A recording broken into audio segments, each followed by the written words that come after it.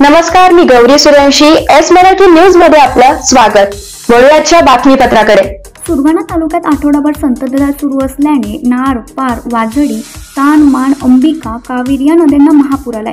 काही ठिकाणी नदीच्या काठावर असलेल्या भातशेतीचे नुकसान झाले. संततधार पावसामुळे सर्वाधिक फटका घरांना बसला असून भिंती कोसळून अतोनात नुकसान झाले. पावसामुळे गोकुळ येथील अर्जुन गुले यांची घराची भिंत पडून सिमेंट पत्रांचे नुकसान झाले. बोरचोड येथील अनिल नरेश कंसे, पिळुकपाडा येथील खंडू सदर वाघमारे, अंबोडे येथील वसंत नारायण भोये, करंजुल येथील रवींद्र चौधरी, भिंतघरपैकी चावडीचा पाडा येथील जिल्हा परिषद शाळेचे नुकसान झाले.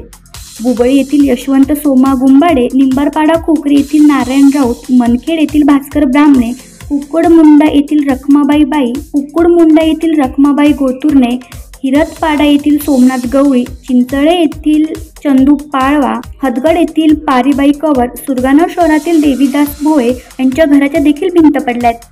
यात काहींच्या राहत्या घरांची पडवी, घरांच्या भिंती कोसळून अतोनात नुकसान झाले. संबंधित तलाठींना तहसीलदार रामजी राठोड यांनी तात्काळ पंचनामे करण्याचे आदेश दिले. पंचनामे करून नुकसान भरपाई मिळावी अशी मागणी देखील केली आहे. एस मराठी न्यूजसाठी लक्ष्मण बागुल, सुरगाणा.